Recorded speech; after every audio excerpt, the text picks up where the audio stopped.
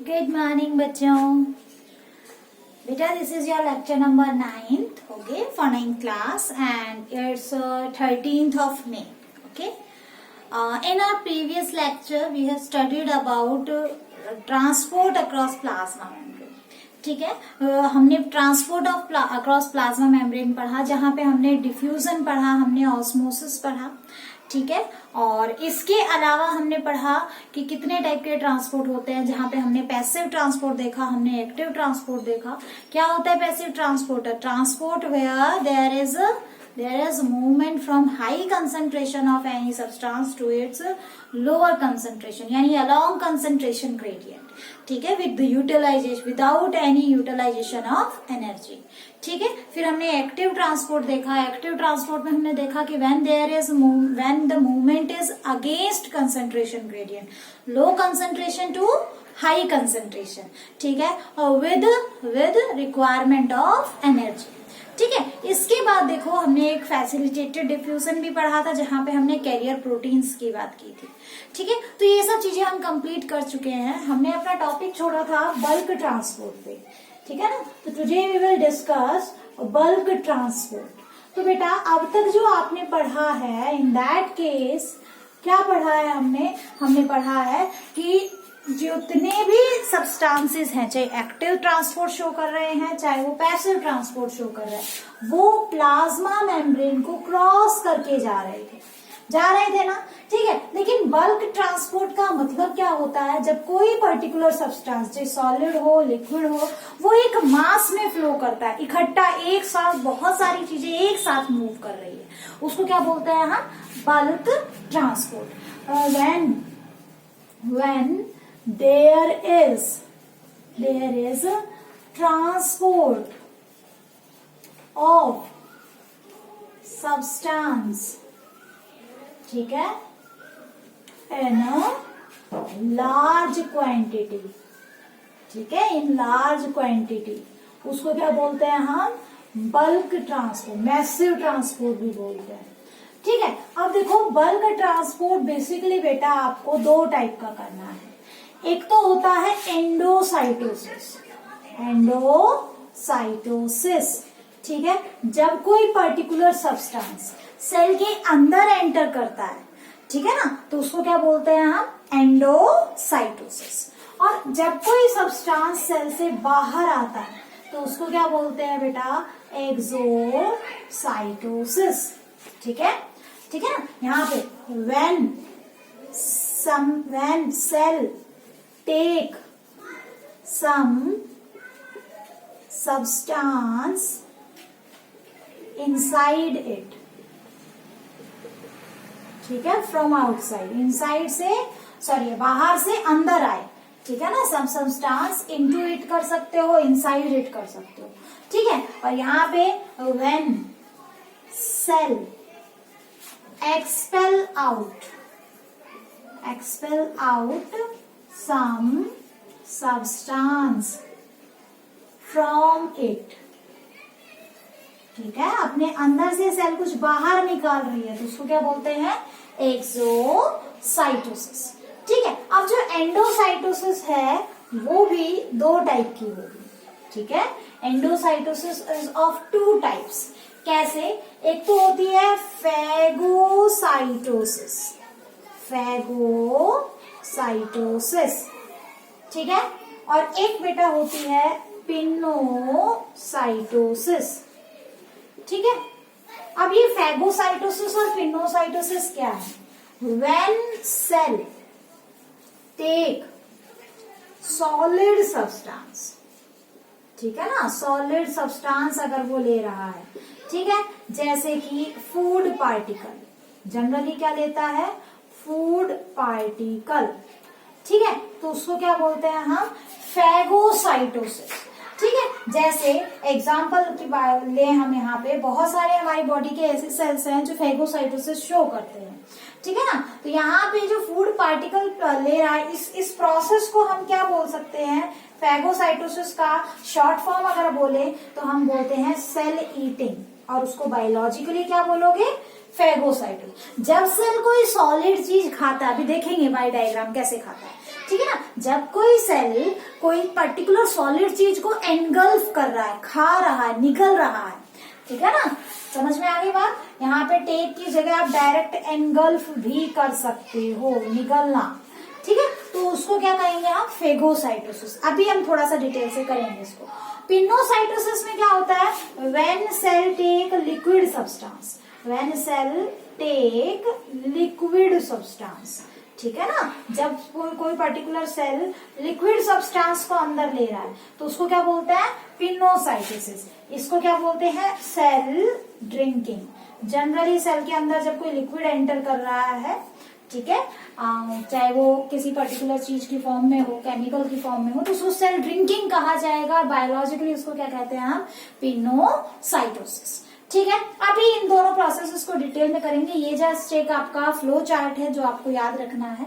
Exocytosis का मतलब जब क्या हो रहा है, कोई भी चीज सेल से बाहर आ रही है, cell is expelling out something, ठीक है, फ्रॉम इट्स बॉडी, ठीक है ना। सेल अपने अंदर से क्या कर रहा है, कोई सब्सटेंस बाहर निकाल रहा है, सॉलिड लिक्विड कुछ भी हो सकता है। जनरली क्या होता है, अपना वेस्ट प्रोडक्ट बाहर निकालता है, ठीक है। तो देखो, व्हेन सेल एक्सपेल, इसको क्या बोलते हैं, सेल वॉमिटिंग, ठीक है। क्या बोलोगे, सेल वॉमिटिंग।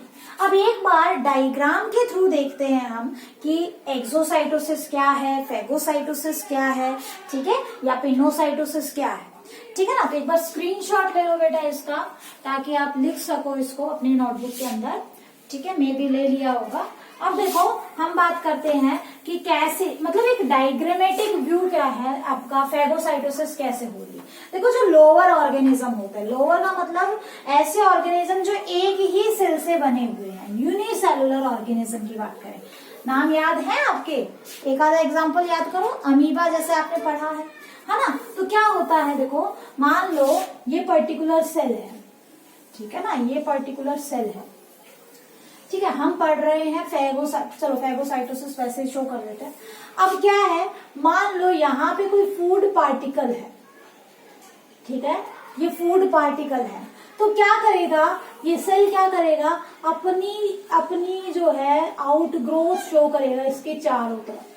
प्लाज्मा मेम्ब्रेन क्या करेगी, इसके चारों तरफ ऐसे हो जाएगी, घूम जाएगी, इसके चारों तरफ अपनी ग्रोथ करेगी, ठीक है ना। और धीरे धीरे ये क्या करेगा, इस तरह ये जो फूड पार्टिकल है ये इसके अंदर, ये यहाँ से ऐसे बढ़ती हुई चली जाएगी, इधर से ये यहाँ से ग्रो करती हुई चली जाएगी, और अल्टीमेटली क्या हो जाएगा, ये यहाँ पे मर्ज हो जाएगा। आपको डायग्राम कुछ ज्यादा ही बड़ा दिखा दिया मैंने।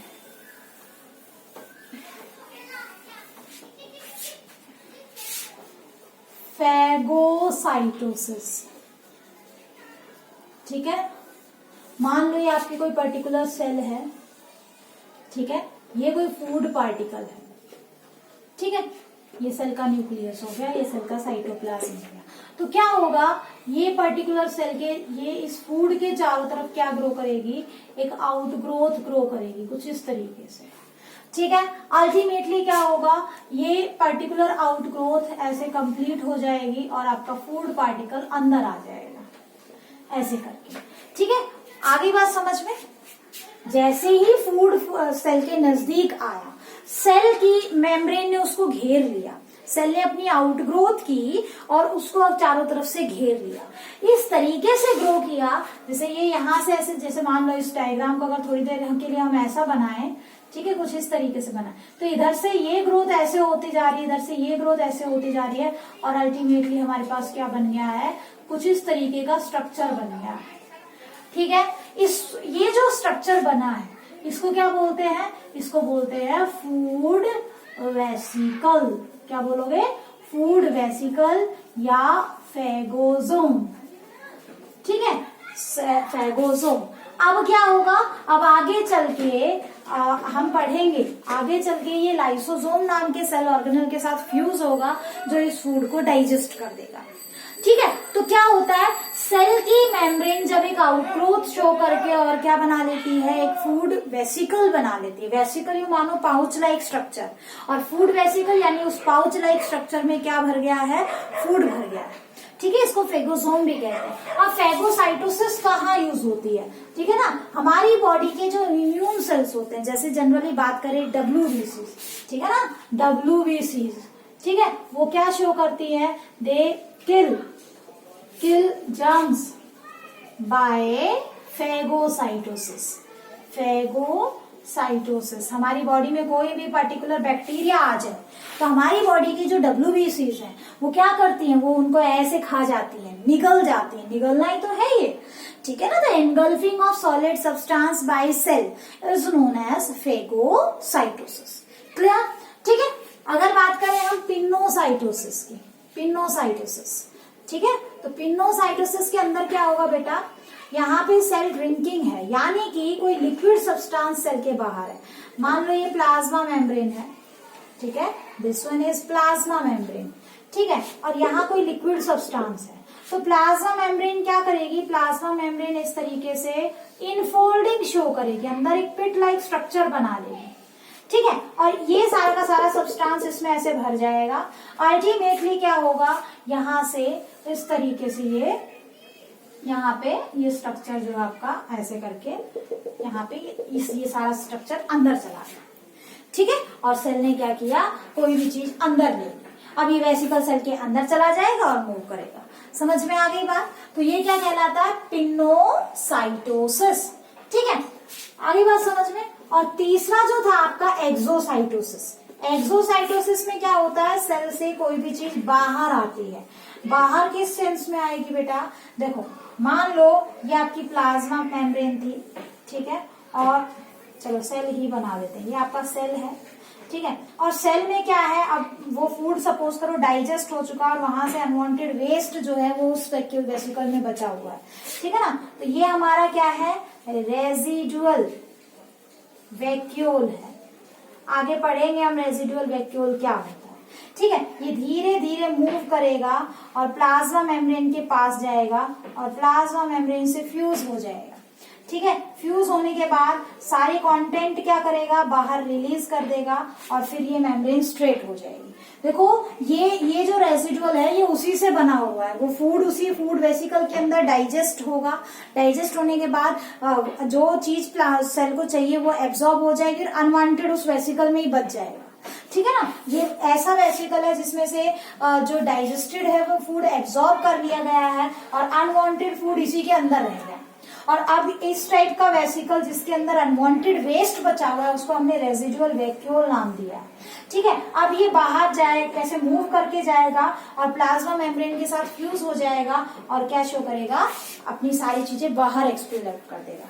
इसको क्या बोलते हैं हम, एक्सोसाइटोसिस। क्लियर, तो एक बार स्क्रीनशॉट ले लो, ठीक है। तो अब तक हमने सेल के फंक्शंस हम कर चुके हैं कि सेल क्या करता है, सेल की प्लाज्मा मेम्ब्रेन उसे शेप प्रोवाइड कर रही है, प्लाज्मा मेम्ब्रेन उसे किसी सरफेस से अटैच होने में हेल्प करती है, प्लाज्मा मेम्ब्रेन पे कुछ ग्लाइकोप्रोटीन ग्लाइकोलिपिड्स होते हैं जो रिसेप्टर का काम कर रहे हैं, ठीक है। प्लाज्मा मेम्ब्रेन के ऊपर और क्या है, प्लाज्मा मेम्ब्रेन के प्रोटीन ट्रांसपोर्ट का काम कर रहे हैं, ठीक है ना। तो बहुत सारे फंक्शंस हमने प्लाज्मा मेम्ब्रेन के कर लिए हैं, ठीक है। नेक्स्ट सेल ऑर्गेनल जो आज हमें पढ़ना है दैट इज बेटा सेल वॉल, ठीक है। सेल वॉल क्या होता है, तो देखो बैक्टीरिया के केस में आप सेल वॉल पढ़ चुके हो, ठीक है, बैक्टीरिया के केस में हम सेल वॉल कंप्लीट कर चुके हैं। लेकिन जहां तक बात है यूकैरियोटिक सेल की, ठीक है ना, तो ध्यान रखना आपने डायग्राम में बनाया था कि जो सेल वॉल है, ठीक है, आज हम पढ़ेंगे सेल वॉल।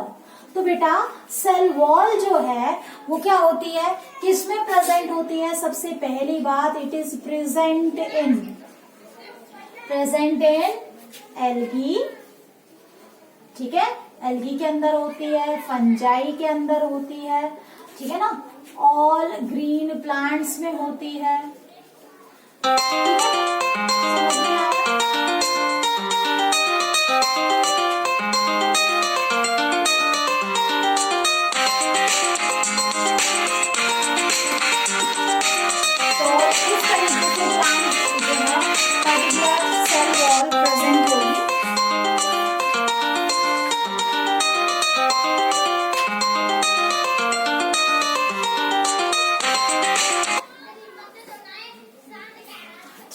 एल्गी के अंदर, फंजाई के अंदर, ऑल ग्रीन प्लांट्स के अंदर होती है, बैक्टीरिया में भी होती है, ठीक है, लेकिन बैक्टीरिया में अलग टाइप की होती है, ठीक है ना, बैक्टीरिया के अंदर अलग टाइप की होती है, वो हम पढ़ चुके हैं, पेप्टिडोग्लाइकन की बनी होती है, ठीक है। तो अब देखो, अगर absent in animal cell, absent in animals, जितने भी एनिमल्स होते हैं सभी के अंदर क्या होती है, एब्सेंट होती है। अब ये कैसा स्ट्रक्चर है, ठीक है ना, इट इज रिजिड, ठीक है, नॉन लिविंग, ये चीज ध्यान रखना, डेड होती है, ठीक है, रिजिड, नॉन लिविंग, ठीक है, completely permeable, completely permeable, permeable structure, ठीक है, स्ट्रक्चर secreted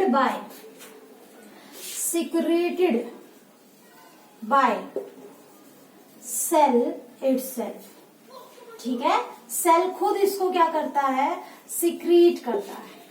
समझ में आ गई बात, ठीक है, रिजिड होती है, हार्ड होती है, ठीक है ना, नॉन इलास्टिक होती है, कहने का मतलब, नॉन लिविंग होती है, यानी कि इसमें कोई लाइफ नहीं होती, ठीक है, डेड होती है, कंप्लीटली परमिएबल होती है। तो अगर मैं अब आपसे कहूं कि सेल वॉल और सेल मेम्ब्रेन में डिफरेंस लिखो, तो आप क्या क्या डिफरेंस लिख सकते हो, आप बहुत सारे डिफरेंस लिख सकते हो, ठीक है। तो आज का होमवर्क देंगे आपको कि सेल वॉल और सेल मेम्ब्रेन में डिफरेंस लिखो। छोटे छोटे डिफरेंसेस है, सेल वॉल जो है, सेल वॉल एनिमल सेल में एब्सेंट होती है, plasma membrane plant cell, animal cell सभी में प्रेजेंट होती है। Plasma membrane present in all type of cells, ठीक है, और ये सिर्फ जो है सिर्फ प्लांट सेल में, फंजाई में, बैक्टीरिया में होती है। समझ में आ गई बात, ठीक है ना। फिर जो प्लाज्मा मेम्ब्रेन थी वो इलास्टिक होती है, ये रिजिड होती है। प्लाज्मा मेम्ब्रेन लिविंग होती है, ये नॉन लिविंग होती है। प्लाज्मा मेम्ब्रेन सिलेक्टिवली परमिएबल होती है, ये कंप्लीटली परमिएबल होती है। यानी कि यहाँ पे ऐसा नहीं है कि सिलेक्टिव चीजें इसमें से पास कर रही है, everything can pass through the cell wall, ठीक है, हर चीज जो है that can pass through cell wall, ठीक है ना। तो डिफरेंसेस मैंने आपको बता दिए हैं, फिर भी अगर आप कहोगे तो एक बार कहीं आपको फोटो भी दे देंगे, ठीक है ना, आपको रिटर्न में भी दे देंगे प्लांट सेल, सेल वॉल और सेल मेम्ब्रेन में क्या डिफरेंस है। अब बात करते हैं इसके कंपोजिशन की, ठीक है। तो कंपोजिशन की बात जहां तक है, देखो सबसे पहले बात करते हैं बैक्टीरिया के अंदर। बैक्टीरिया के अंदर हम कर चुके हैं, बैक्टीरिया में किससे बनती है, पेप्टिडोग्लाइकन से, ठीक है, म्यूरिन भी कहा था हमने, म्यूकोपेप्टाइड भी कहा था। वहीं अगर हम बात करें प्लांट्स की, ठीक है ना, प्लांट्स में किससे बनती है बेटा, सेलुलोज से बनती है, ठीक है। सेलुलोज एक पॉलीसेक्राइड है, ठीक है, कार्बोहाइड्रेट की फॉर्म होती है, तो सेलुलोज से बनती है, ठीक है ना। इसके साथ साथ इसमें हेमी सेलुलोज होता है, चलो ये तो छोड़ दो, हेमी सेलुलोज, पैक्टिन्स, लिग्निन वगैरह वो हम आगे करेंगे। और जहां तक बात है फंजाई की, ठीक है ना, फंजाई के अंदर किससे बनी होती है, ये काइटिन से बनी हुई होती है, ठीक है ना, किससे बनी हुई होती है, काइटिन से बनी हुई होती है। अब देखो सेलुलोज की भी क्या होते हैं, कुछ माइक्रोफाइब्रिल्स होते हैं, हम इतना डीप से नहीं जाएंगे। अगर आपको ज्यादा डीप से पढ़ना है सेल वॉल का स्ट्रक्चर, आप 11th का टॉपिक निकाल के पढ़ सकते हैं, ठीक है ना, मैंने वीडियो बना रखी है, आप वहां से देख सकते हैं यूट्यूब से, ठीक है ना। फिलहाल के लिए आप इतना ही करो, आपके लेवल पे इतना ही सफिशिएंट है। अब देखो ये तो क्या है, सेल वॉल का काम क्या है, फंक्शन क्या है सेल वॉल का। सेल वॉल का फंक्शन है कि ये एक स्ट्रेंथ प्रोवाइड कर रही है, देखो प्लांट के बाहर की तरफ है, ठीक है, एक तो प्लांट को शेप प्रोवाइड कर रही है, एक प्लांट के सेल को स्ट्रेंथ प्रोवाइड कर रही है, हार्डनेस प्रोवाइड कर रही है, ठीक है ना। आगे बात समझ में, प्रोटेक्शन प्रोवाइड कर रही है। तो ये क्या है, कुछ फंक्शंस हैं सेल वॉल के, इसके साथ साथ अटैचमेंट में भी हेल्प करती है। अब एक चीज आपको और नोट करनी है, ये इंपॉर्टेंट है आपके कॉम्पिटिटिव पॉइंट ऑफ व्यू से, ठीक है, क्या कि मिडल लैमेला क्या होता है। कई बार आ जाता है यहां से क्वेश्चन कि मिडल लैमेला किसे कहते हैं, ठीक है। पहले मैं समझा देती हूँ फिर करेंगे। मान लो ये आपका एक सेल है, ठीक है, और ये इसकी क्या है, सेल वॉल है, ठीक है ना, ये इसकी सेल वॉल है, ये दूसरा सेल है और ये दूसरा सेल है, और ये दूसरे सेल की सेल वॉल है, ये दो सेल है, ठीक है ना। अब देखो आपकी बॉडी में जो सेल है वो ऐसा तो नहीं है बिखरे हुए हैं, वो अटैच्ड है ना एक दूसरे से। ऐसे ही प्लांट के अंदर जो सेल्स है वो एक दूसरे से अटैच है। यू मान के चलिए, हमने पढ़ा था कि सेल क्या है, ब्रिक्स की तरह है, ईंट की तरह है, ठीक है ना। और देखो ईंट को जोड़ने के लिए आप बीच में क्या भरते हो, सीमेंट, है ना। ऐसे ही प्लांट के अंदर सेल्स को जोड़ने के लिए एक सीमेंटिंग मटेरियल हम यूज करते हैं, ठीक है। ये मान लो यहाँ पे कोई तीसरा सेल आ गया कुछ इस तरीके से, ठीक है, ये उसकी सेल वॉल हो गई चारों तरफ। तो इनके बीच में ये जो सीमेंट भरी हुई है, ठीक है ना, दो या दो से ज्यादा सेल को जोड़ने के लिए बीच में जो सीमेंट, जैसे ईंटों को जोड़ने के लिए सीमेंट भरते हैं ना, तो सेल को एग्रीगेट करने के लिए, इकट्ठा करने के लिए एक सीमेंटिंग मटेरियल होता है प्लांट्स के अंदर, एनिमल्स में नहीं होगा। ठीक है, उस सीमेंटिंग मटेरियल को क्या बोलते हैं बेटा, ये जो सीमेंटिंग मटेरियल, इसको क्या कहा हमने, मिडल लैमेला। ठीक है, और ये किससे बना हुआ है, ये कैल्शियम और मैग्नीशियम पैक्टेट से बना हुआ है। समझ में आ गई बात, ठीक है, कैल्शियम और मैग्नीशियम पैक्टेट से बना हुआ है। तो देखो मिडल लैमेला क्या होता है, इट इज सीमेंटिंग मटेरियल, ठीक है, विच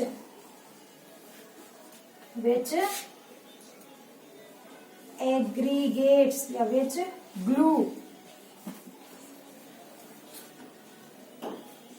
एडियर कर लो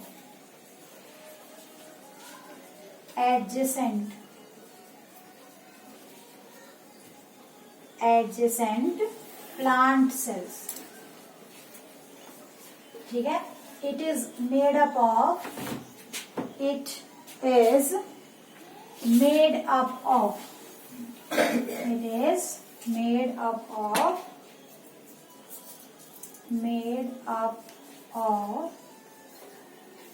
कैल्शियम एंड मैग्नीशियम पैक्टेट।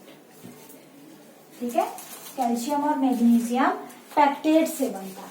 ठीक है, आगे बात समझ में। इसके अलावा आपको क्या याद करना है, आप एक बार स्क्रीनशॉट ले लो इसका। इसके अलावा आपको याद रखना है कि इनकी ये जो कंपोजिशन हमने बताई है, ठीक है ना, इसके अलावा क्या होता है, कुछ एक्स्ट्रा मटेरियल भी सेल वॉल के अंदर डिपॉजिट हो जाते हैं। ठीक है ना, एक्स्ट्रा डिपोजिशंस इन सेल वॉल। तो एक्स्ट्रा डिपोजिशंस इन सेल वॉल के अंदर क्या होगा बेटा, एक तो देखो लिग्निन जो होता है वो जमा हो सकता है, पैक्टिन जमा हो सकता है। ठीक है, तो कुछ केमिकल्स होते हैं जो ये तो बेसिक कंपोजिशन है। ठीक है, सेलुलोज तो मिलेगा ही मिलेगा प्लांट सेल के अंदर, लेकिन इसके साथ साथ क्या होता है, कुछ अलग से केमिकल्स भी होते हैं। ठीक है ना, डिपोजिशंस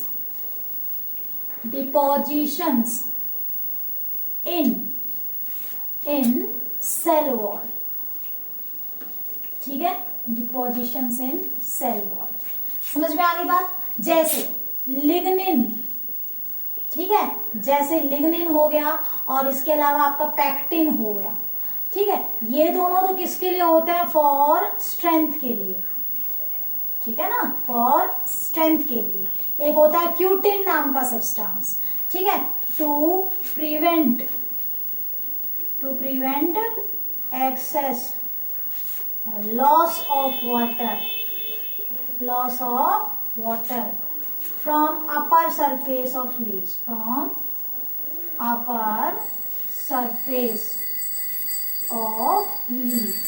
आगे जब आपको टिश्यूज पढ़ाएंगे ना, वहां पे एक क्यूटिकल की लेयर एपिडर्मिस के ऊपर समझाएंगे, वहां आपको मिलेगी वैक्सी कोटिंग होती है, वैक्स लाइक कोटिंग होती है क्यूटिन की।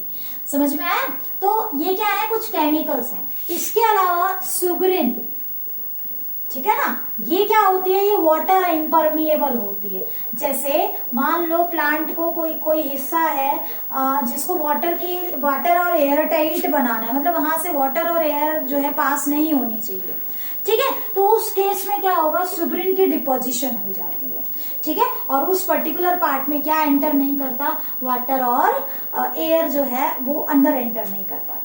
ठीक है, जैसे कॉर्क सेल्स की हम बात करें, कॉर्क प्लांट जो पार्ट है प्लांट का उसकी बात करें, जैसे आपने पढ़ा था कहाँ पे, माइक्रोस्कोप जब आप डिस्कवरी ऑफ सेल कर रहे थे तो आपने कॉर्क सेल्स पढ़े थे, है ना। तो वहां पे क्या है, सुब्रिन की डिपोजिशंस होती हैं। आगे जब हम करेंगे ना, जब टिश्यू पढ़ेंगे, वहां ये चीजें काम आएंगी। ठीक है, तो अभी के लिए इतना ही कर लो। अब सेल वॉल के फंक्शंस, ठीक है, फंक्शंस ऑफ सेल वॉल आपको करने हैं, खुद से करने हैं, और एक differences between cell wall and plasma membrane. ठीक है, ये काम आपको खुद से करना है। व्हाट आर वेरियस फंक्शन, ये होमवर्क दे रही हूँ मैं आपको। ठीक है ना, यहीं पे होमवर्क दे रही हूँ, ये होमवर्क कर लेना। ठीक है ना, क्या, एक तो write functions of cell wall, ठीक है, सेल वॉल के फंक्शंस लिखने हैं। एक तो ये क्वेश्चन करना है, एक कौन सा क्वेश्चन करना है, write differences between cell membrane and cell wall, cell membrane and cell wall. ठीक है, एक डिफ्यूजन और ऑस्मोसिस दोबारा से लिखेंगे सभी बच्चे, मैं इसका आंसर भेजूंगी, आपके सभी ने उल्टा सीधा लिखा है। Write differences between diffusion and osmosis. ठीक है, ये क्वेश्चंस आपको करने हैं। ठीक है, these are certain question that you have to do in your notebook. Clear? ठीक है, that's all for today's lecture. Thank you.